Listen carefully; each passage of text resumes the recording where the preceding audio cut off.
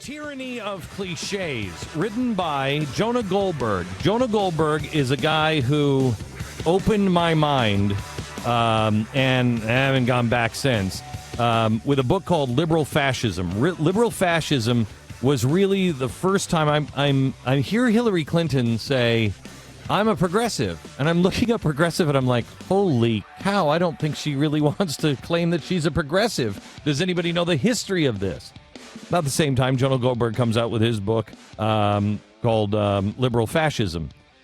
If you've never read Liberal Fascism, you need to.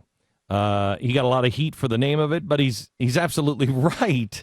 It is. Communism or fascism, one of the two, that's the way it always ends. And he laid out the case of how it started, where the roots were, and how screwed up it is. It changed my life, and I think it changed a lot of people's lives.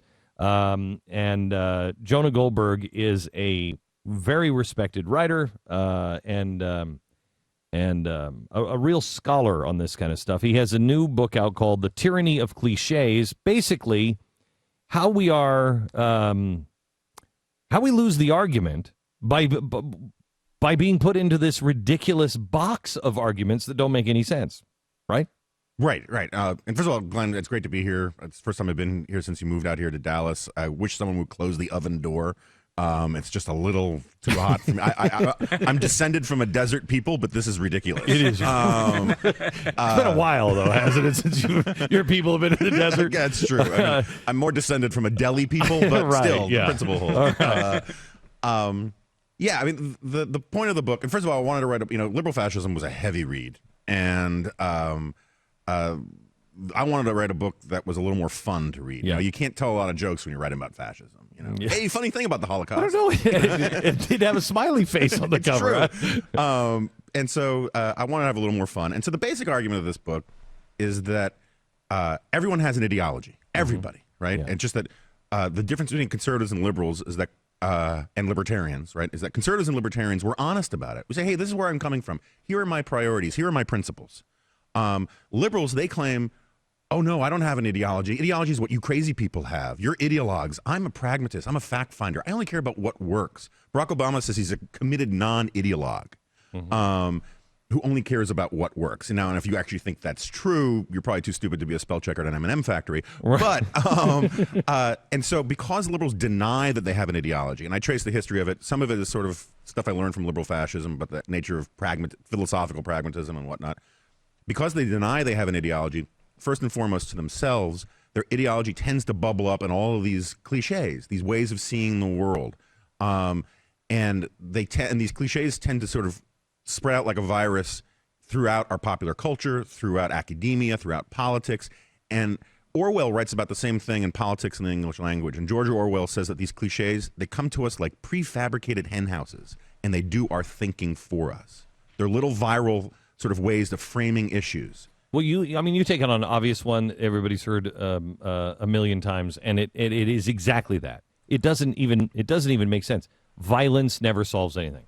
Right. Well, I'll be on a college campus and I'll say I'm for a strong national defense, and some kid will say, well, that sounds ideological. And besides, we all know that violence never solved anything, and they make it sound like that's not ideological, right? And so first of all, if you really think that violence never solved anything, you've got some real problems, right? I mean, there's the Holocaust, there was slavery. Cops wouldn't carry guns if violence didn't solve anything, right? They would see someone getting raped, they'd pull out their gun to stop, and they go, oh, darn, this thing's useless, and throw away their gun, right? But moreover, we get the term violence never solved anything mostly from Gandhi. And it's worth pointing out, this is how they use these phrases, right? Violence never solved anything is a way to get bravery on the cheap. It's the way to sound like you have higher principles than somebody else. And Gandhi used the phrase violence never solved anything against the British, who are basically good and decent and democratic people who were open to moral suasion. Yes. Orwell writes about how, if there was a Gandhi in the Soviet Union or Nazi Germany, we don't know who he is. There was. He's carted off in the middle of the night and killed. Right. It was Dietrich Bonhoeffer. Right. Sure. Okay. I tried to figure out what happened to Bonhoeffer. Why did Bonhoeffer lose? He kept saying, I have to talk to Gandhi. I have to talk to Gandhi. He has the answer. No, Dietrich, he doesn't, because your society was no longer Western. It was right. It was off the cliff already. And right. That's why he failed. That's why he was carted off in the middle of the night and he died. Right. Good and decent people are open to good and Correct. decent appeals. And it's telling it. Gandhi didn't tell Hitler violence never solved anything. He called Hitler his friend. His advice to the British was surrender. He says, give up your beautiful island, give up your homes, but keep your integrity. His advice to the Jews of Germany was commit mass suicide, because that'll really show the Germans. And again, my last name's Goldberg. You might guess I don't find this the most efficacious public policy proposal, right? But that's the thing, is that in America, in the West, wherever they use phrases like violence never solved anything, they make it sound like it's just this high-minded ideal that everyone agrees to, but it's really it's a way of advancing an argument without making one. At the same time, another phrase that you take on, and it is, these two are amazing. Violence never solves anything, yet one man's terrorist is another man's freedom fighter. Right. Wait a minute. Hold it. I thought violence didn't solve anything. That's a good point. I should have made that connection. Yeah, no, you're right. And it's another one of these phrases that people use to avoid an argument, right? Rather than make one. It's a way to sort of sound like you're calling timeout on an argument without actually owning up to doing that. And so when people say, oh, I don't want to talk about Israel, I don't want to talk about, besides one man's terrorist is another man's freedom fighter, right? It's a way to stop an argument without actually having one. And of course, on its face, it's ludicrous. William F. Buckley dealt with this argument very well years ago when he was talking about people who made moral equivalence between the Soviet Union and the United States. And he said, look, if you have one guy who pushes old ladies in front of oncoming buses and another guy who pushes old ladies out of the way of oncoming buses, it will not do to describe them both as the sorts of men who push old ladies around. The one man's terrorist is another man's freedom fighter is a way to sort of confuse arsonists for firefighters in a way that absolves liberals and the left from actually having to make tough moral distinctions. And it's ludicrous. How would you describe the you're a guy, and your father too, have watched this for a long, long time. You're one of these guys who has seen the fire burning out of control, the progressive fire just burning and burning and burning, and nobody really running up and nobody listening. Ringing the bell, and nobody's listening. How would you describe the state of America now, right now, as far as people waking up to what's really happening? Well, I'm a happy warrior. I try to believe, in fighting the good fight, for as long as you can. And I have to say, look, there was 50 years of liberal social science that told us when we have a bad economy, people are going to demand more from government, that they're going to rally around. There's going to be this popular uprising. It's the 60s all over again. And the 60s weren't even the 60s as far as these people know. But and that the people are going to demand more from government, just like they did in the New Deal. And lo and behold, that didn't happen. Instead, coming out of left field were the Tea Parties, demanding less government, demanding less spending, demanding that we get our books in order. That is a big, big deal because it disproves so much of the conventional wisdom. It is, the Tea Parties, I keep saying, they're sort of like stem cell therapy for the Republican Party. They helped it regrow a spine.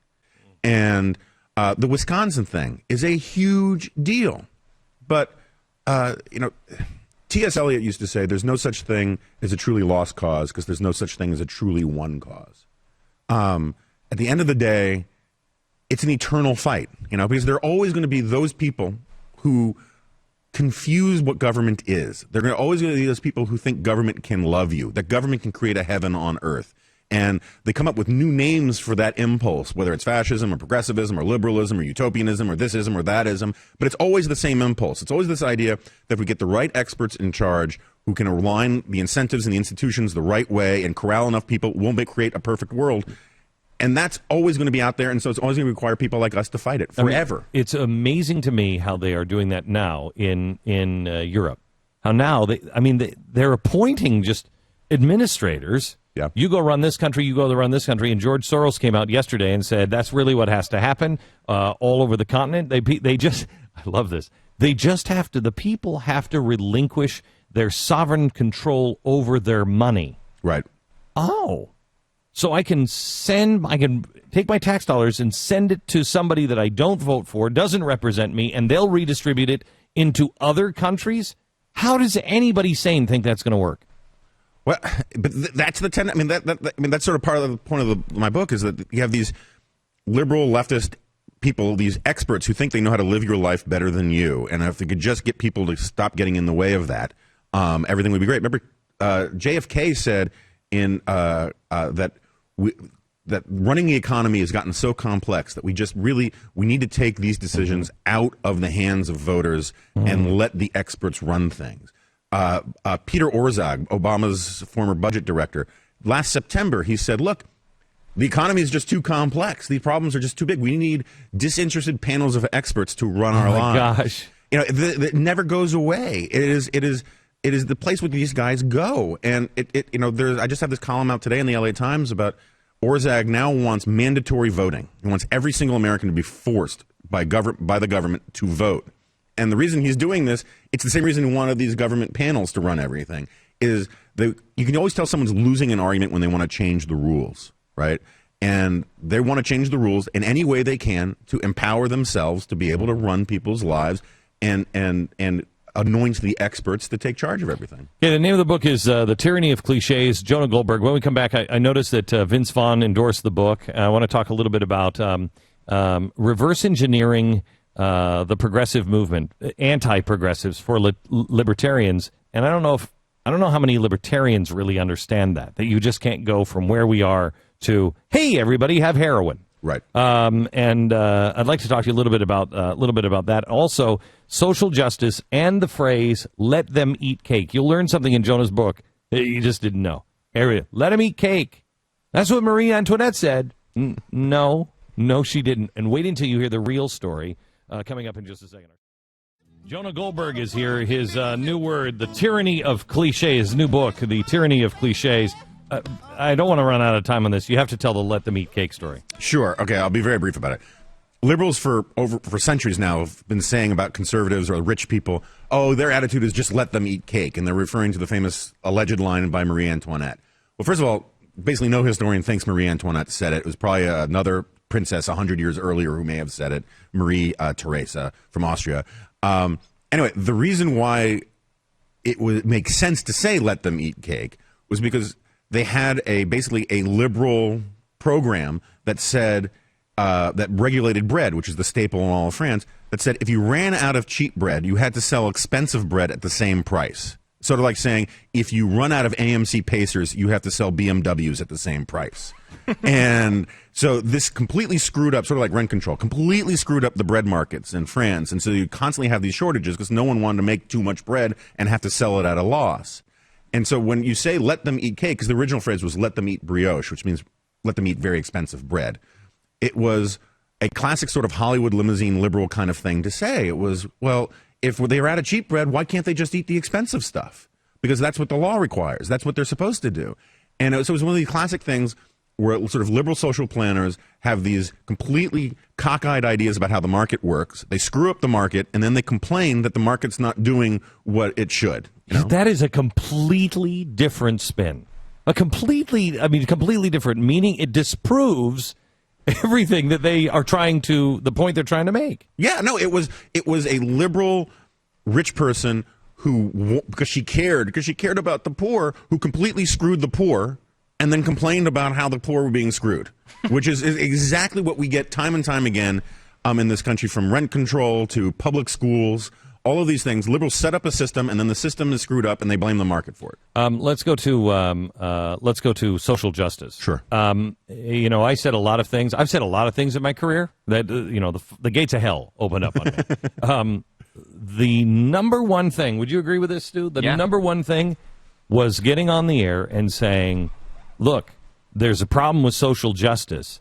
And if you're going to a church that is talking about social justice, you better understand what social justice means, because sometimes social justice means you should go on a mission and serve the poor. Other times it means redistribution of wealth. My gosh, the gates of hell opened up on me on day one on that. Fastest response from the left. You talk about social justice in the book. Yeah, I mean, one of the common themes between this book and liberal fascism is that I honestly believe that at its core, progressivism, liberalism, is an attempt to say, since God doesn't exist, government has to do what God would do if I were God, right? They put themselves in the position of God. You read Rawls, and he says we need to design a society as if we were gods, and this is how it would be organized to be the most fair. That's the idea behind social justice. It's to do what you think you would do if you had omnipotent power to change the world. And it's a writ, it's a license for government to get involved in every aspect of your life. And Friedrich Hayek writes about social justice, and he says it's an idiotic term because justice needs to have a claim on an individual. You can't talk about how hurricanes are unjust. He says it's like social justice is a phrase like moral stone. It just makes no sense. But what it does is it empowers people to get involved in areas of their life of our lives that they have no business getting involved in. Right? I mean, who can be against social justice? It's social and it's justice. It sounds great, right? And you have to go and look and find, the only way you can find out what they actually mean by it is really sort of go to fringe groups, the Green Party, or go to the historical record, because you try to ask people directly what social justice is, and they mean, it's just doing good things.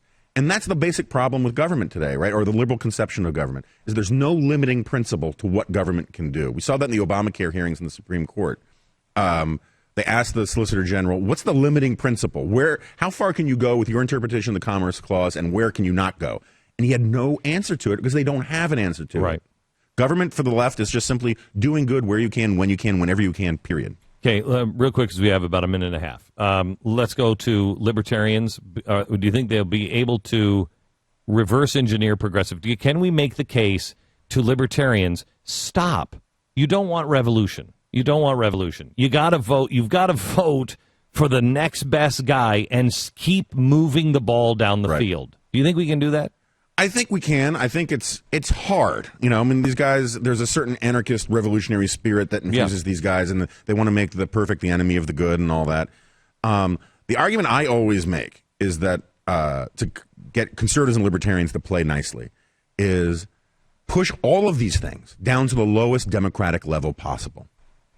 If some town wants to ban gay marriage, at least you got to look the people in the eye the next day who won or lost, at the grocery store. And you're not imposing your vision on anybody else. If San Francisco wants to have it in the law that says, let whatever floats your boat is good, that's fine. Keep it in San Francisco. And if you don't, and duke it out democratically there.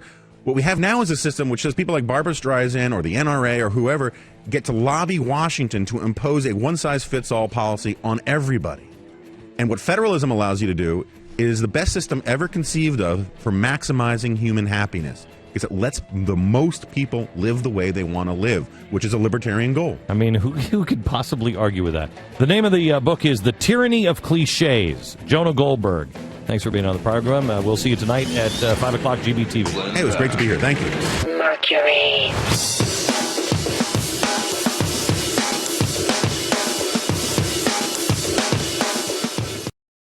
Tonight at 5 o'clock, Jonah Goldberg is going to be with us again. And I want to get in. There's so much that he talks about in this book. One is the living Constitution. He shows you all of the Trojan horses. All the things that get you into an argument, and you lose because you're arguing something that is so well crafted and all bogus in its craftsmanship. Social justice is one of them, and like he was saying a minute ago that social justice, that's just doing good. No, it's not. No, it's not. There's a definition. The UN has defined it. Try this on for size. In November 2007, the United Nations General Assembly declared that starting in 2009, February 20th would be celebrated annually as the World Day of Social Justice. We know because we talked about it, and we showed you some of the schools that were celebrating Social Justice Day. That comes from the UN. This is a 157-page report entitled Social Justice in an Open World. Like an open society? The role of the United Nations.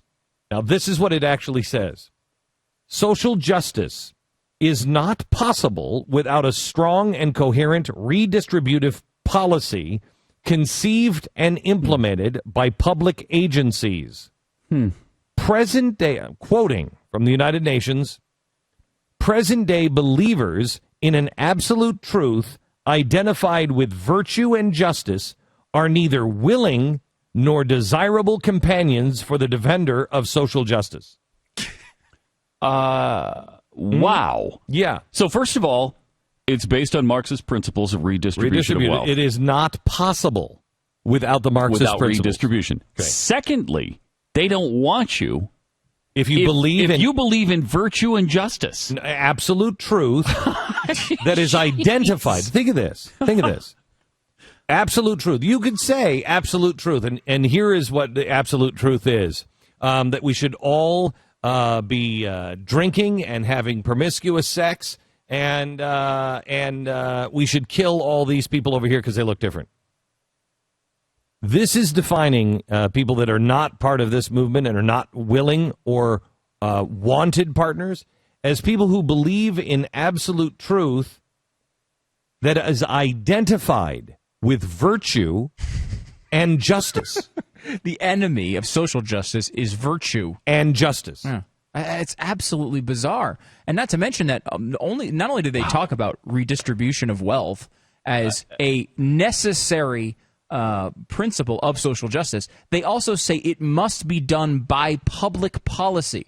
In other words, it has to be government doing it. If everyone just gives their money to other people, it doesn't work.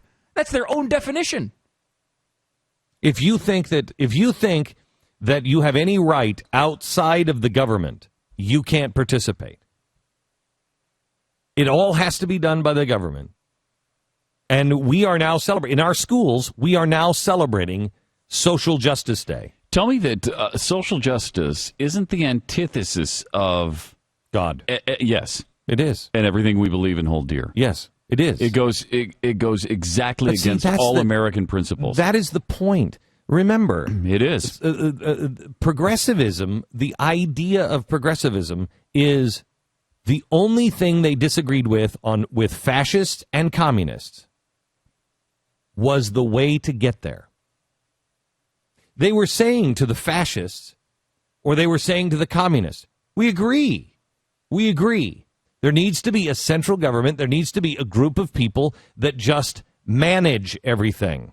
Okay, people are too stupid, and we agree with that. We got it. But you want to take us through revolution. That's not the way to do it. We don't want to go through revolution. What we want to do is just get there progressively, little baby steps until we get there. So the end destination is communism. By definition, it is communism or it is fascism. You can call it a statism, but complete control by the state. Well, that is against everything. I mean, we know this because we used to say that communism was evil. Remember when Reagan got into so much trouble because the progressives, the Teddy Kennedys of the world, said you can't say that the Soviet Empire is an evil empire. Are you kidding me? What, did they kill 50 million people? We can't say that that's an evil empire. They round their own people up, torture them, and kill them? No, I think we're pretty clear on that. We're also pretty clear because they don't give the right of man to worship God as he sees fit. He doesn't give the right of man anything. There is no right of man. There's the right of the state, and the state will tell you if you live or die. That's evil. That goes against everything that our scriptures teach us. Everything. So we knew that communism was bad. We knew that fascism was bad. We really learned it after the 40s and into the 50s. But now what they've done is they've covered it. So the people who are still somewhat awake are duped by this. You know, if I can sell you a an AMC Pacer, and you know that it sucks, but I can name it the the new Bugatti. It's just spelled BOOGOTI. It's the new Bugatti. What? And you'll buy it based on it's a Bugatti. It's the same damn car. That's what they do. They just change the names of everything. And they're selling us communism. And, do I have the trading cards? And the UN center? has tried to do it worldwide. Oh, yeah. That's their goal. Well, that's why when we said earlier that they're going to continue to kick this thing up, That's why they're kicking this up to the EU now. They need the European Union. But when that fails, they'll kick it up to the international, to the UN. UN. What is the name of the hill on which the UN sits in Jerusalem? The is it the Hill of Evil Council or something like that? It is. Yeah, it is. I mean, is there any more appropriate place? It really is what it is, too. Really? It is. Yeah. It sits on. They built the UN in Israel on. I think it's the Mountain of Evil Council or the Hill of Evil Council. Because there's 7 mounts or something. Yeah, and the Mount of that's it. The Mount of Evil Council. And that's where the top of that is where they built the EU. And that's where the UN offices. It's like, yep. I mean, the Lord really just knew, didn't he? He's like, oh, we're gonna have to name that mountain because you don't understand this now. You will, but you will in about 3,000 years. Just call that the Mount of Evil Council. And they do, and everybody laughs about it in Jerusalem. They're like, yep, they're up on the Mount of Evil Council, and they think it's ironic. Yeah, I think it's prophetic. Yeah. I think it's absolutely prophetic.